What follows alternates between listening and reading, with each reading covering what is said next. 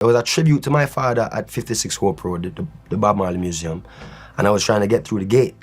And one of the security guys saw me trying to come through and started to clear the way for me. And he was like, make space, Gang Junior coming, gang. For years, Damian Marley stood firm in the shadow of a legacy that defined reggae music. He walked proudly as Bob Marley's son, blazing his own trail, while honoring a name the world worships. But now, the silence is shattered. After whispers, doubts, and rumors that refused to stop, a single DNA test has upended everything we thought we knew. The truth? It's more shocking than anything fans expected. Damian has not only broken his silence, he's severed ties that many believed were unbreakable. Why now? What did that DNA reveal? And how deep does this family fracture go? This isn't just celebrity gossip. This is about identity, betrayal, and the unraveling of a legacy built on unity. Join us as we delve into the jaw-dropping truth that's shaking the Marley name to its core. Damian's place in the Marley's legacy. Damian Marley is undoubtedly the most accomplished member of the extensive Marley family. His father, Bob, was not exactly known for being monogamous. The Melody Makers, led by Damian's brother Ziggy, and including their siblings Stephen, Sharon, and Cedella, released a few successful albums in the 80s. However, it is Damian, the youngest of the Marley clan, who has recently captured the spotlight with his clever blend of reggae, dancehall, and hip-hop. According to Damian, there was no certainty that he would follow in his father's path. His dad passed away when he was just 2 years old. He grew up in a wealthy neighborhood of Kingston known as Stony Hill, raised by his mother, Cindy Breakspear, a former Miss World, and the inspiration for the Wailers' song Is This Love, along with her husband, Tom Tavares Finson, a criminal lawyer and politician. Damian stated that his stepfather and his younger brother and sister are white Jamaicans. He was the only one with brown skin in their household. His father was a Rasta and deeply involved in the Marcus Garvey movement for black empowerment. He would sing against people in his stepfather's position, whom he viewed as Babylon. So it was quite fascinating to grow up with that perspective. Nevertheless, when Marley decided to put aside his dreams of becoming an architect to pursue music, he embraced his father's legacy wholeheartedly. After finishing school, he adopted his father's Rastafarian beliefs. He explained that it symbolizes one love, and it's a genre that aims to create connections and foster positivity. Although it appears there are some boundaries to this philosophy, he takes pride in his background through his songs, where he talks about his dad. Maybe Damian Marley accomplished something that Bob didn't during his life by making it big in America.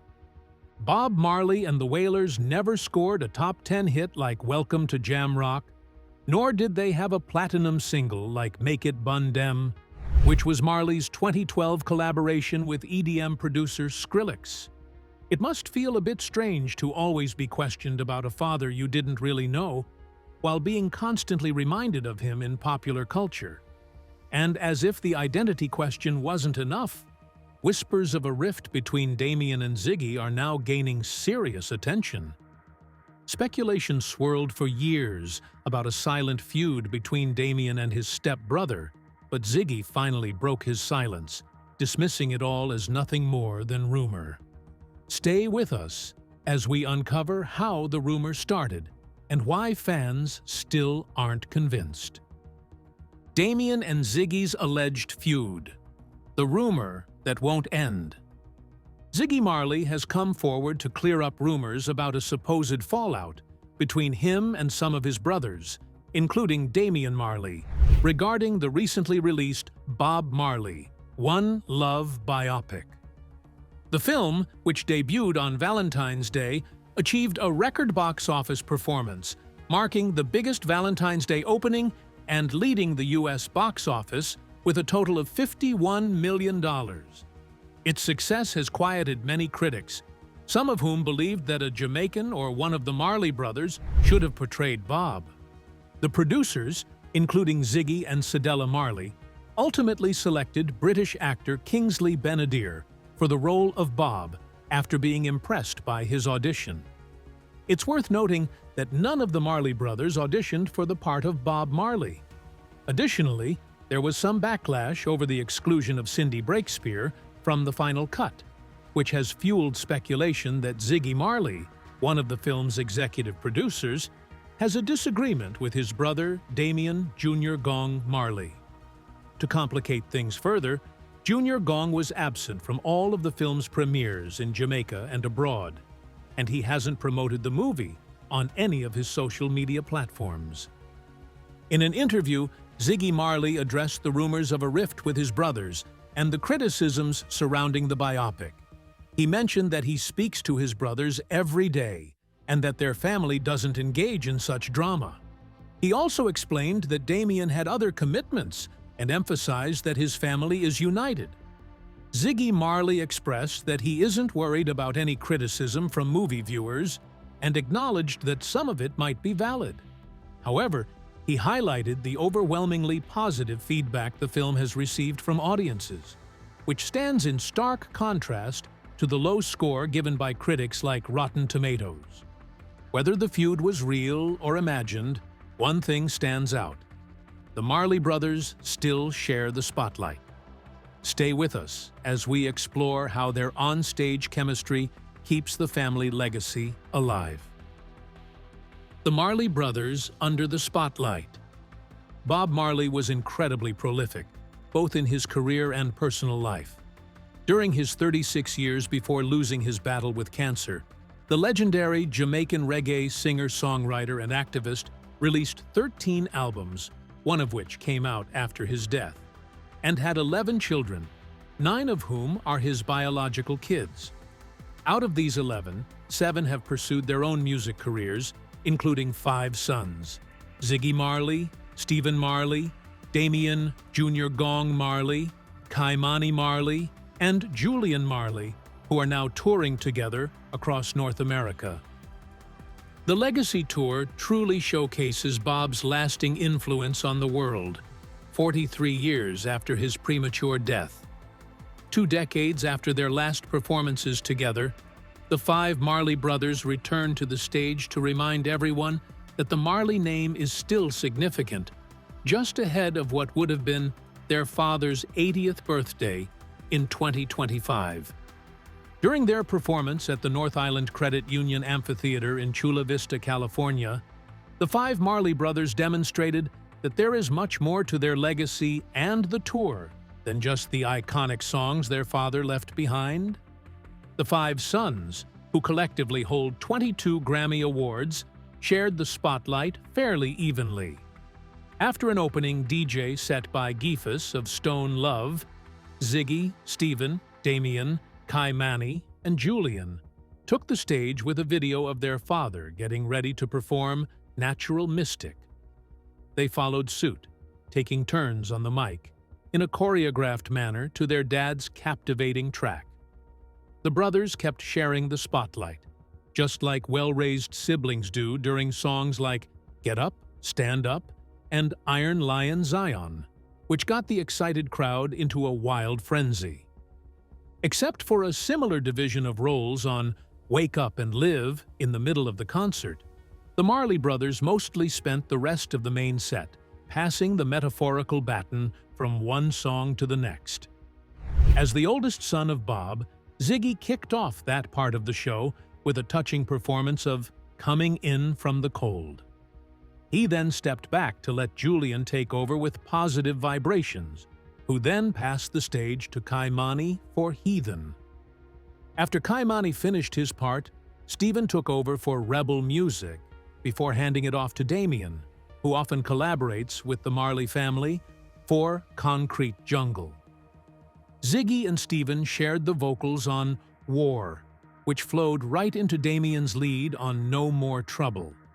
Julian then took on Running Away with great skill, smoothly setting up Kaimani and Damian to team up on Crazy Baldhead. This started another round of the brothers performing songs from Bob's collection. Ziggy sweetly sang Three Little Birds, with some help from Damian and Stephen. Damian then brought his signature jam rock energy to Is This Love before Stephen delivered a perfect impression of their dad on Don't Rock My Boat, Satisfy My Soul. Kaimani took the mic for Buffalo Soldier, while Julian had the crowd jumping along to jamming. The night wasn't just about Bob Marley and the Wailers' songs, though. Each brother had the chance to showcase an original track or two of his own. Julian took the spotlight for his solo performance of Boom Draw. Kaimani performed New Heights. Ziggy had 2 slots for Shalom Salam and Melancholy Mood. Stephen joined Damian for their iconic anthem Medication, with Damian also including Me Name Junior Gong, along with some jam rock verses from their dad's songs. One of these came near the end of the show on Kaya. Ziggy led the vocals, but his brothers joined in for the chorus. The 5 Marleys wrapped up the main set by going back to their rotating style on Exodus, and they continued that during an encore of Could You Be Loved and One Love. The brothers' stop in Chula Vista was only the 5th show in their 22-date tour. But beyond the unity of the Marley brothers, Damian has carved a path of his own, one that stands tall, even outside the family name. Stay with us as we explore the rise of his solo career and the sound that set him apart. The evolution of Damian Marley. At 13 years old, Marley created a music group called The Shepherds, which featured Freddie McGregor's daughter and Cat Core's son from the Third World. They kicked off the 1992 Reggae Sunsplash Festival. Unfortunately, the band broke up in the early 1990s, leading Damian to pursue a solo career. With support from his father's label, Tough Gong, he launched his first album, Mr. Marley, which caught many off guard since they were used to hearing Marley sing instead of DJing. Following that, Marley put out his second album, Halfway Tree. The title, Halfway Tree, reflects his mother, Cindy Breakspear's background from the affluent side of town and his father, Bob Marley's roots in the less privileged area, symbolizing him as a tree halfway between the rich and poor worlds. Moreover, Halfway Tree is a famous landmark that represents the cultural hub of Halfway Tree, with the clock tower that stands where the historic cotton tree once was prominently displayed behind Marley on the album cover. This album won the Grammy Award for Best Reggae Album in 2002. It was co-produced by Damian and his brother, Stephen Marley, who also worked on Damian's debut album, Mr. Marley. At the Grammy Awards, he took home the awards for Best Reggae Album and Best Urban Alternative Performance for Welcome to Jam Rock. He is the first Jamaican reggae artist ever to win 2 Grammy Awards in one night. Additionally, he is the only reggae artist to win in the Best Urban Alternative Performance category at the Grammys. Marley put out his 3rd studio album, Welcome to Jam Rock. In its first week, the album sold 86,000 copies, and it eventually got certified gold after selling 500,000 copies in the US. Damian's half-brother, Stephen Marley, was a producer and co-writer for the very popular song of the same name. The lyrics of the single Welcome to Jam Rock were performed over a rhythm created by Sly and Robbie for Ini Kamoze about 20 years earlier, and they focused on issues like poverty, politics, and crime in Jamaica. Although the single stirred up some controversy at home for its negative portrayal of the island, many people appreciated the song's message.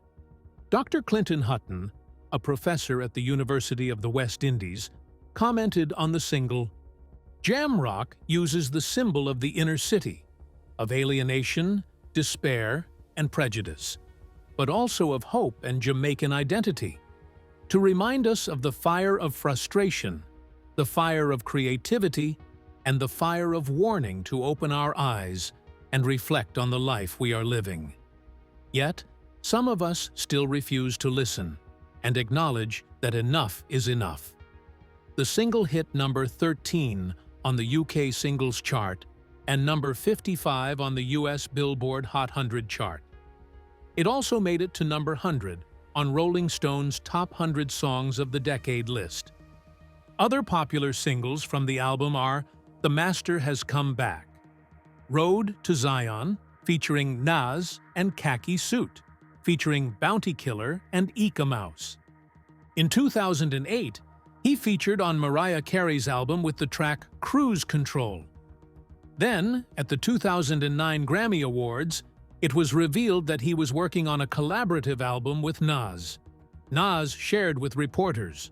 On May 17, 2010, Marley released Distant Relatives, a joint album with Nas. The title of the album highlights not just the relationship between the two artists, but also their shared African heritage, which influenced the music and lyrics of the album.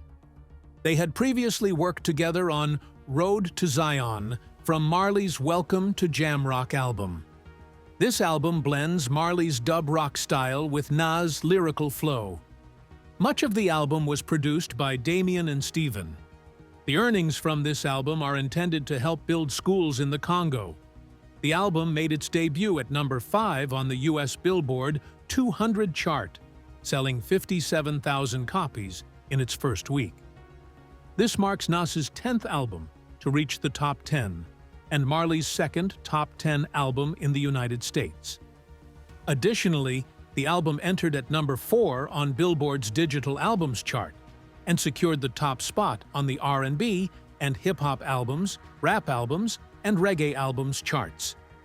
On an international level, Distant Relatives saw some success on the charts. It debuted at number 33 on the European Top 100 Albums chart. In the UK, it started at number 30 on the UK Albums chart and number 4 on the R&B Albums chart.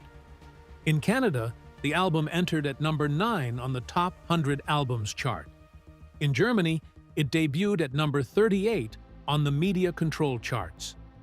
The first single, As We Enter, was released on iTunes on the 23rd of February, 2010. It reached number 10 on the iTunes hip-hop rap charts and number 41 on the iTunes music charts. The single also debuted at number 39 on the UK singles chart. During a sold-out panel discussion about the African diaspora and its connection to music, which was sponsored by National Geographic, Damian and Stephen Marley, along with Nas, were among the hip-hop and reggae artists expressing their support.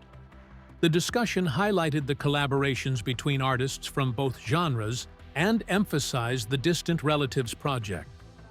The existence of Super Heavy was kept a secret until May 2011. Mick Jagger, the English musician and lead singer of the Rolling Stones, announced its formation on May 20, 2011. The idea for Super Heavy came from Dave Stewart. Inspired by the sounds that flowed into his home in St. Ann's Bay, Jamaica, Stewart encouraged Jagger to blend their sound with that of Indian orchestras. Both Stewart and Jagger shared a fondness for Indian orchestrations, which led to the inclusion of A.R. Rahman in the supergroup, along with British singer Joss Stone. The band's name is said to be inspired by Muhammad Ali. The band started working on their self-titled debut album in early 2009 at a studio located in Los Angeles. They recorded around 35 hours of music. The album was showcased at Jim Henson Studios in Los Angeles on June 2011.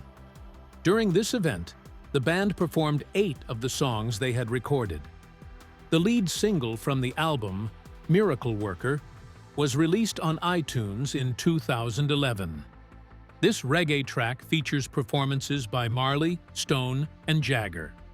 It debuted at number 195 on the UK singles chart. The music video for the song was uploaded to YouTube on August 2011. Directed by Stewart and filmed at Paramount Studios in Los Angeles, the video includes all 5 band members. The second single from the album, Satyameva Jayati, which means Truth Alone Triumphs in English and is the national motto of India, was released on August 2011, just a week before India's Independence Day on August 15. The song, composed by Rahman to have an Indian vibe, features Jagger singing in Sanskrit, along with contributions from Stewart, Stone, and Marley. It premiered exclusively across 22 cities in India, and Tata Docomo is set to promote both the song and the album through mass media.